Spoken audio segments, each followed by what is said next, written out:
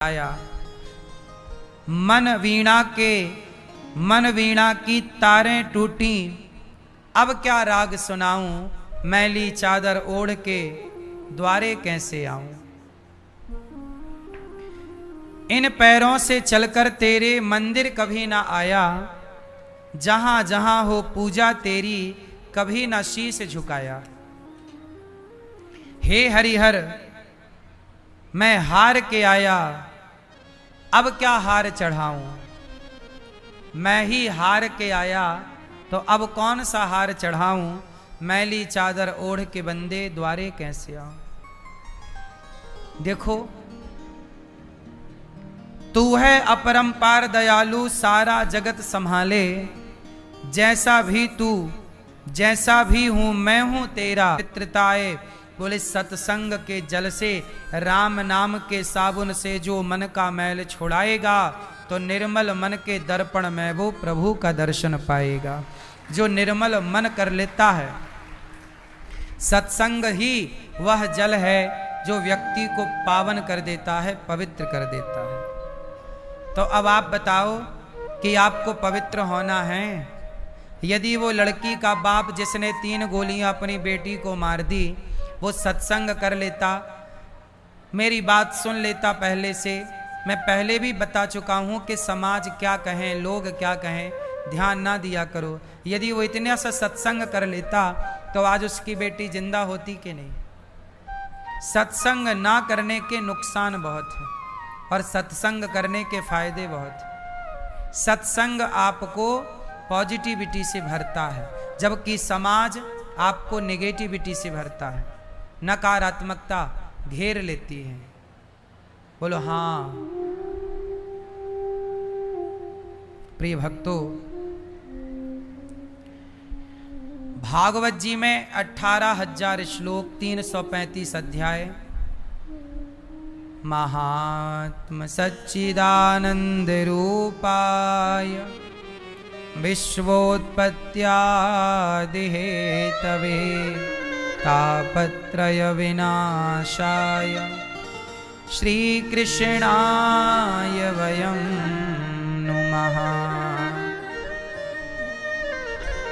किसका गुणगान सुने? लोगों के बारे में ना सुना करो ज्यादा, मन मलिन होगा। समय मिले तो प्रभु के बारे में सुनो। सबसे अच्छे हैं तो भगवान, सबसे बुरा है तो कौन? सबसे बुरा है कौन? सबसे बुरा मैं हूं स्वयं। बुरा जो देखन में चला, बुरा न मिलिया कोई। जो दिल खोजा आपना, हमसे बुरा न कोई। सबसे बुरा मैं हूं और सबसे अच्छे भगवान। अच्छाई देखना है तो भगवान की, बुराई देखना है स्वयं की। किसी को क्या बुरा कहें? भगवान सच्चिदानंद सच्चिदानंद रूपाय। ईश्वर कैसे हैं? सत चित आनंद। भगवान में सत्य है, प्रकाश है, आनंद है। संसार में क्या है?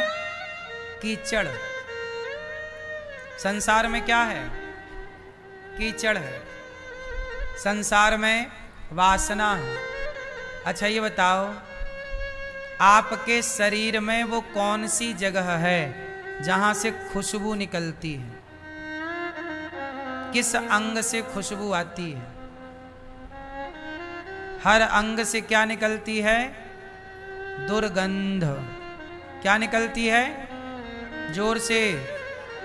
शरीर के हर अंग से दुर्गंध निकलती है। पर भगवान की माया ऐसी है कि दुर्गंध से भरा शरीर, उस दुर्गंध की तरफ लोगों का अट्रैक्शन होता है, झुकाव होता है। उस दुर्गंध की ओर समाज, लोग खिंचे चले जाते हैं। एक स्त्री, एक पुरुष, शरीर से क्या निकल रही है? दुर्गंध। आपके मुंह से भी बदबू आती है, आपको पता है कि नहीं? बोलो हाँ। गुटखा तंबाकू खाने वालों का तो नाले जैसा महकता है।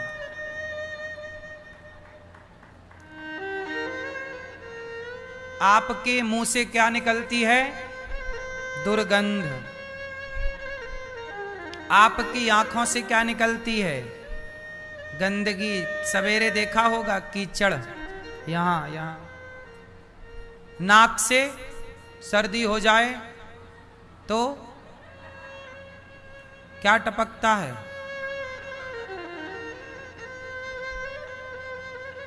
नाला।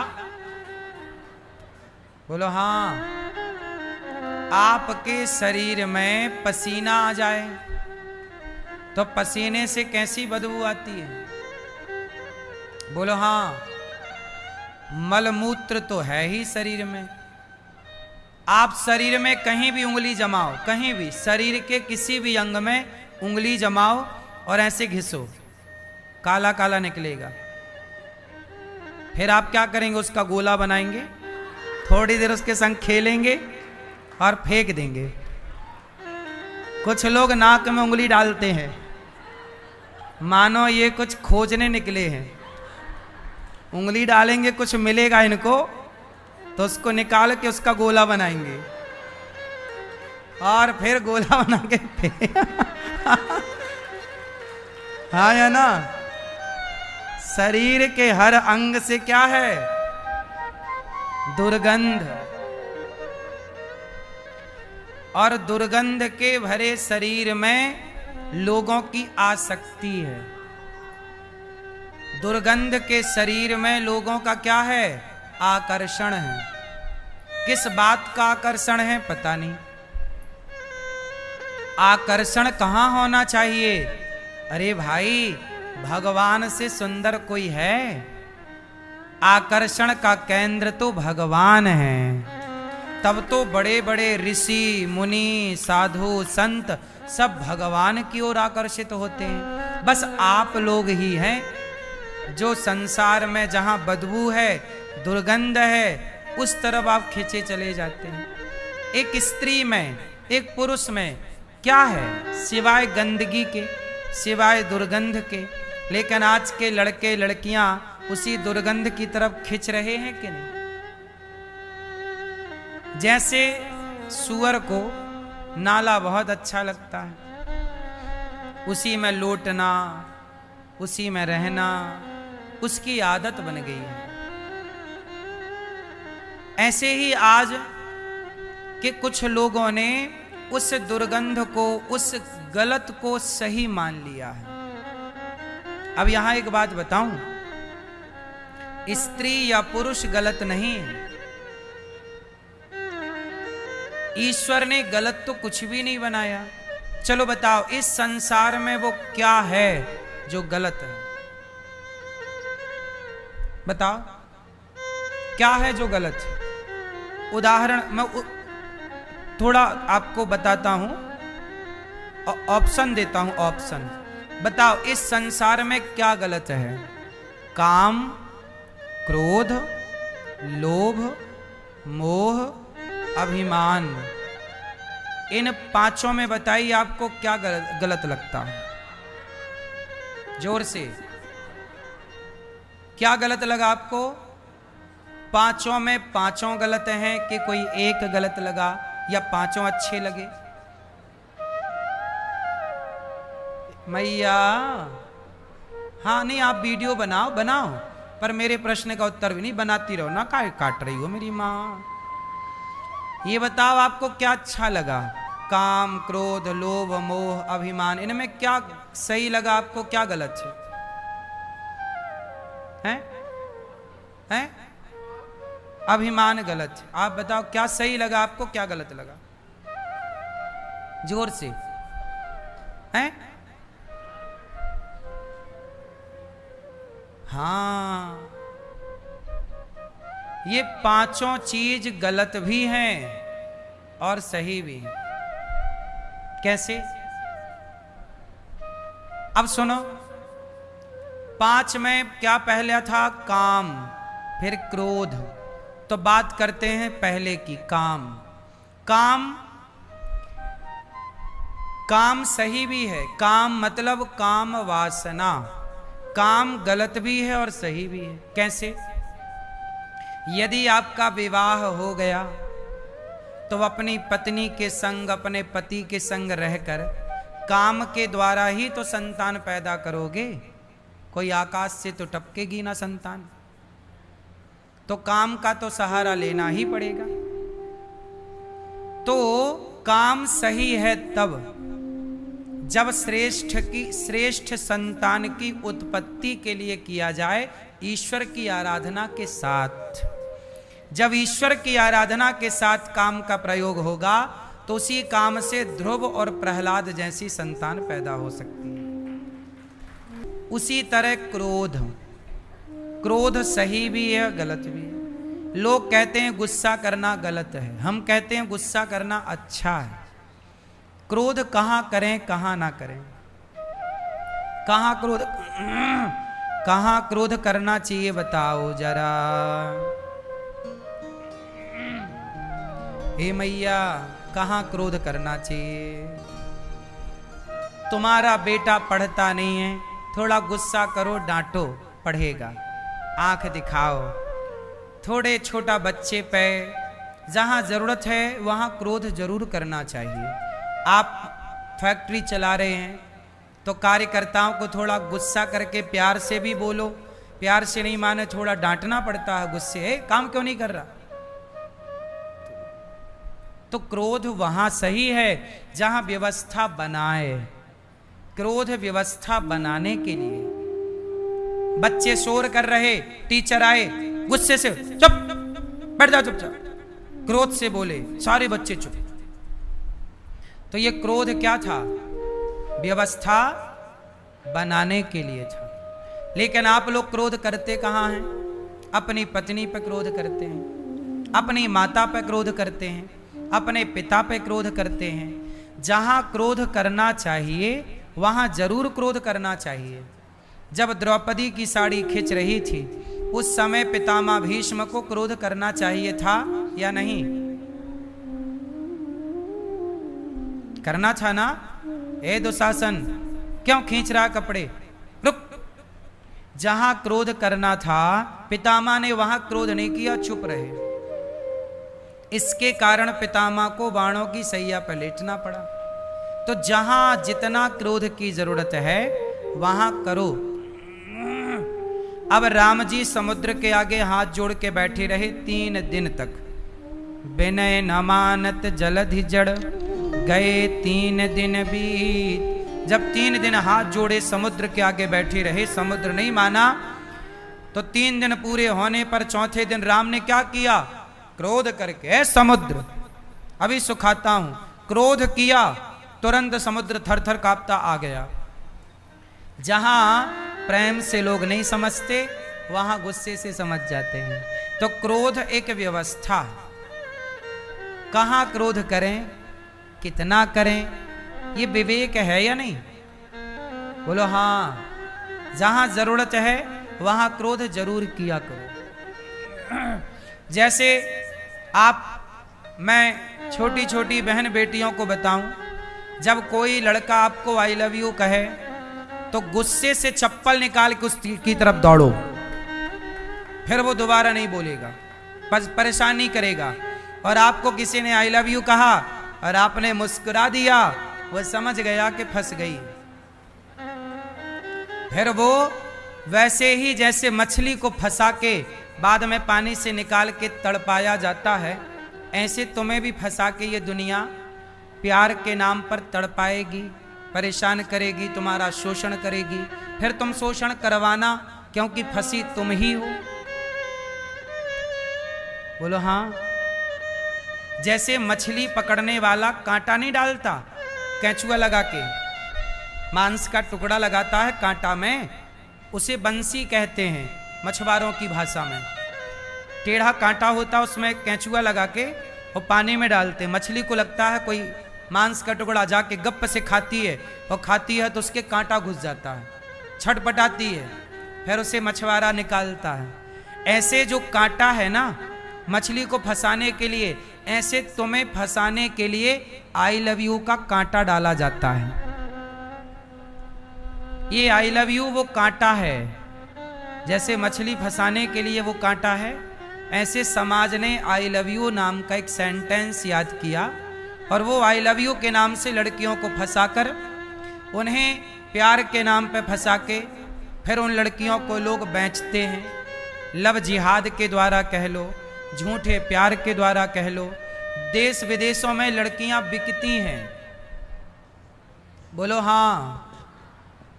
सामान्य भाषा में बोलते हैं कोठे। तुम्हें ले जाके कोठे पर बिठा दिया जाएगा, वहां पर केवल तुम्हारा शोषण होगा। आज पूरी दुनिया में स्त्रियां बेची और खरीदी जाती हैं। किसके लिए खरीदी जाती हैं? शारीरिक शोषण के लिए। अब ये बात लड़कियों को कौन समझाए कि तुम जिससे प्यार कर रही हो वो प्यार असली है कि नकली है? भाई रावण साधु बन के आया था सीता मैया को फंसाने।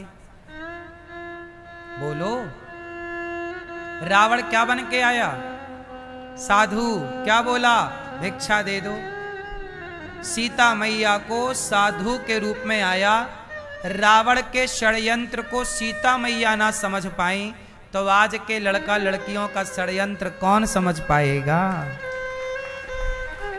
सीता मैया फंस गई रावण के षड्यंत्र में, हाँ या ना? आप नकार सकते हो इस इतिहास को? फिर जब सीता मैया फंस गई रावण के षड्यंत्र में तो आज जो तुम्हें आई लव यू कह रहा है तो आप ये कैसे वेरीफाई करोगे कि ये षड्यंत्र नहीं है? क्या आई लव यू षड्यंत्र का मोहरा नहीं हो सकता? बोलो।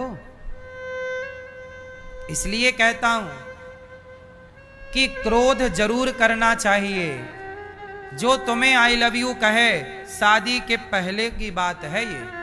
शादी के बाद तो आपका पति आपको कहेगा ही आई लव यू, पत्नी कहेगी ही आई लव यू, पर शादी के पहले कोई कहे तो चप्पल उतार के दौड़ना मेरी बहनों। यदि नहीं दौड़ी तो सारा दुख तुम्हारी तरफ दौड़ जाएगा, बच ना पाओगी उस दुख से।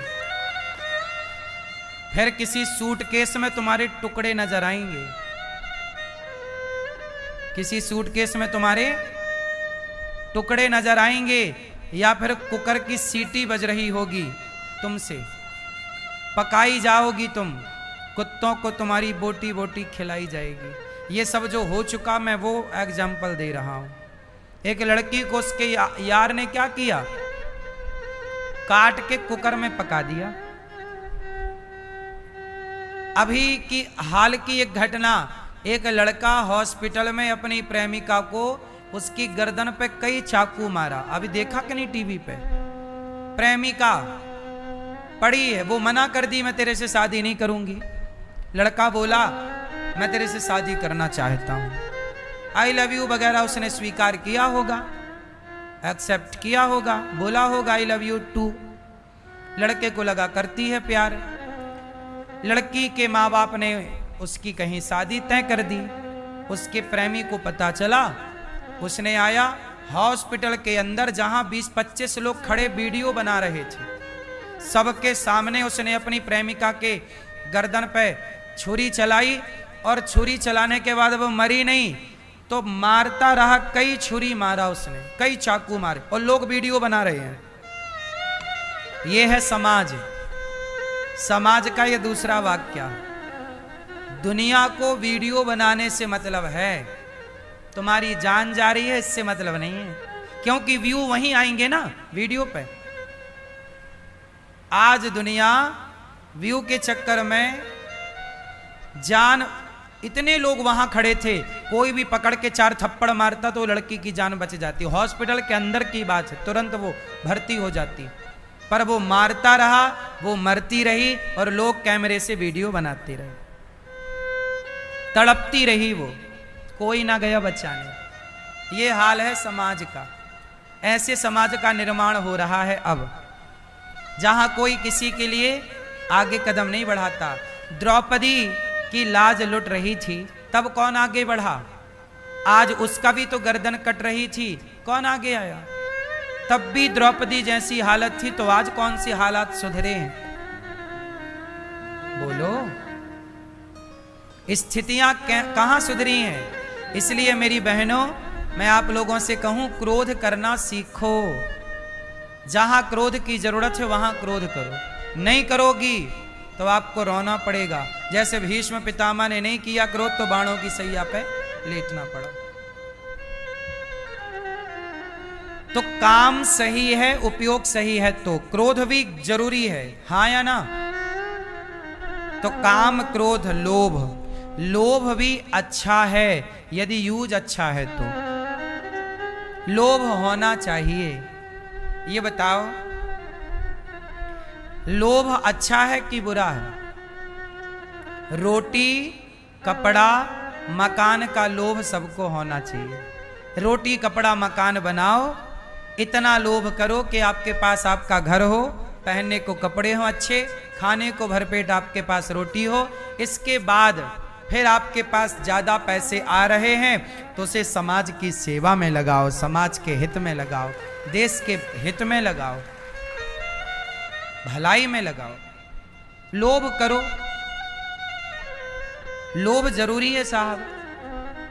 मैं भी लोभ करता हूं, आप लोगों से रोज भीख मांगता हूं, क्योंकि मांगू नहीं तो मेरे लोभ करने से 300 वृद्ध माताओं को यहां रहने की जगह मिल गई, 150 बच्चे गुरुकुल में पढ़ते हैं। मैं लोभ आपसे करता हूं कि थोड़ा थोड़ा दान करो। इसी लोभ के कारण एक गौरी गोपाल विद्यालय बनाने का मन है, जो CBSE बोर्ड होगा, कक्षा 1 से लेकर 12वीं तक होगा, जहां शिक्षा के संग बच्चों को संस्कार देंगे और सारी शिक्षा फ्री होगी। भारत के इतिहास में यह पहली बार होगा कि CBSE बोर्ड की पढ़ाई फ्री है। और ये कैसे संभव है? जब ये दास अनिरुद्ध आपसे भिक्षा मांगता है, लोभ मेरे अंदर है, मेरे अंदर भी एक लोभ है। मेरे अंदर ये लोभ है कि मेरे भारत की शिक्षा में गीता ऐड होनी चाहिए, संस्कार होने चाहिए। ये मेरा लोभ है। मैं चाहता हूं कि ऐसा विद्यालय हो जहां जहां इंग्लिश तो पढ़ाई जाए, गीता भी पढ़ाई जाए, जहां बच्चों को संस्कार दिए जाएं। ये लोभ मेरा है। अब सही है कि गलत है वो आप डिसाइड करिएगा। तो लोभ गलत नहीं है यदि सही है तो मेरा भी तो लोभ है कि भारत की शिक्षा में बदलाव होना चाहिए, संस्कार निहित होना चाहिए, संस्कार युक्त शिक्षा होनी चाहिए, जहां मातृ देवो भव का पाठ भी होना चाहिए, पितृ देवो भव का पाठ भी होना चाहिए। बोलो हाँ, नहीं होना चाहिए साहब? हमारे शिक्षा में ये परिवर्तन जरूरी। अब कौन करेगा? मेरे अंदर लोभ है कि कोई करे ना करे, मैं करके दिखाऊं, तो मैं लोभी हूं मैं कि भाई मैं परिवर्तन चाहता हूं। तो लोभ है तो काम करना पड़ेगा। तो मेरा लोभ सही है कि गलत है? सही है। इसके लिए मैं एक काम करना शुरू कर रहा हूं, गौरी गोपाल विद्यालय बनाऊंगा आप सबसे सहयोग लेकर, और बच्चों को पढ़ा लिखा करके सर्वोच्च शिक्षित और संस्कारी नागरिक बनाऊंगा। यहाँ के बच्चों को, देश के बच्चों को, कोई भी बच्चा पढ़ सकता है। एक लड़की मेरे पास आई कुछ दिन पहले प्रश्नोत्तरी में, बोले मेरे माँ बाप नहीं हैं, मेरी 5 बहनें हैं, उन्होंने मुझे अनाथ आश्रम में दे दिया था, अनाथ आश्रम हो गया बंद, अब मैं क्या करूं? मेरा कोई नहीं है, पर मैं पढ़ना चाहती हूं। अब बताओ, लड़की जिसका ना बाप है ना माँ है, ना समाज में कोई जिम्मेदारी लेने को तैयार, समाज में ना जाने कितनी बेटियां ऐसी हैं और कितने बेटे ऐसे हैं, क्या इन्हें हम और आप मिलकर नहीं पढ़ा सकते, योग्य नहीं बना सकते? इनके लिए और आप सबके बच्चों के लिए भी ये विद्यालय रहेगा कक्षा 1 से 12वीं तक, फिर उसके बाद कॉलेज की बात बाद में करेंगे। तो ये लोभ है। तो काम अच्छा है, सही उपयोग है, तो क्रोध अच्छा है, सही उपयोग। मैं भी गुस्सा करता हूं, पर वहां करता हूं जहां गुस्से की जरूरत पड़ती। काम, क्रोध, लोभ, लोभ मेरे अंदर भी है। अभिमान होना चाहिए। किस बात का? हनुमान जी को अभिमान था। रावण ने पूछा, ए बंदर तू कौन है? तो क्या बोला हनुमान जी ने? ए रावण, जाके बल लवलेश ते जितऊं चराचर झारी, तास दूत मैं उनका दूत हूं जिनकी पलक झपकने से सृष्टि का प्रलय हो सकता है। हनुमान जी से सीता मैया ने कहा, तू कौन है बच्चा? तो बोला कि राम दूत मैं, मां तू जानकी, सत्य शपथ करुणा निधान की। हनुमान जी को इस बात का घमंड है कि मैं राम का दास हूं। मुझे भी इस बात का घमंड है कि मैं भगवान का दास हूं, मैं प्रभु का हूं।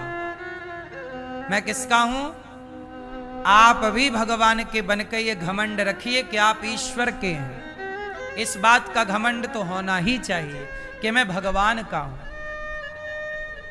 तो ये घमंड सही है, पर आप घमंड कैसा रखते हैं? मेरा ये, मेरा वो, मेरी गाड़ी, मेरा बंगला, मेरा परिवार, ये घमंड काम ना आएगा साहब। गाड़ी बंगला का घमंड काम ना आएगा। तो घमंड भी अच्छा है यदि सही दिशा में है तो। बात सही है। मोह भी अच्छा है।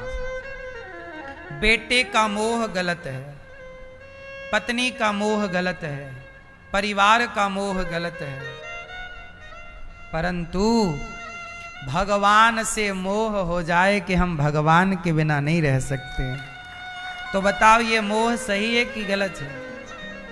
आपका मोह, आप किसके बिना नहीं रहती हो? बोले हम अपने बेटे के बिना कैसे रहें, पत्नी के बिना कैसे रहें, पति के बिना कैसे रहें? जितना मोह जगत से है इतना मोह जगन्नाथ से हो जाए तो आपका भला हो जाएगा कि नहीं? बोलो हाँ। बस थोड़ा बदलने की तो जरूरत है ना मेरी माँ। मीराबाई के पति मर गए, लोगों ने कहा मीरा रोती नहीं हो तुम, थोड़ा रो लो, पति मर गए तुम्हारे भोजराज।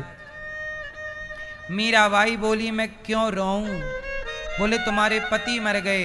मीराबाई बोली कि मेरे पति तो मर ही नहीं सकते, मैंने जिनको अपना पति माना है वो थोड़ी मरते हैं। ऐसे बर को क्या बरूं जो जन्मे और मर जाए, बरिए बर गोपाल को मेरो चुनरो अमर कर जाए। मैंने तो गोपाल को अपना वर बनाया है, वो मरेगा नहीं, अब मैं क्यों रहूं? तो देखो ये सीख है हमारे लिए, रहो संसार में। अच्छा एक बात बताओ, कमल का पुष्प पानी में रहते हुए भी पानी से दूर रहता है कि नहीं? पानी से चिपका है क्या? पानी की एक बूंद यदि डल जाए कमल की पंखुड़ी पर तुरंत गिरा देता। पानी में रहता हुआ पानी से अलग है कि नहीं? हाँ या ना? मैया हो मेरी माँ, कमल पानी में रहता हुआ भी पानी से अलग है। उसी तरह आप पत्नी के साथ, पुत्र के साथ, परिवार के साथ रहते हुए भी सबसे अलग रहिए, भगवान के बनकर के रहिए। यही है जीवन का सार।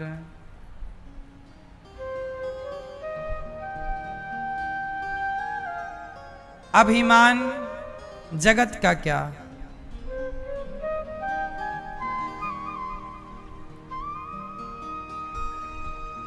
सही है ना?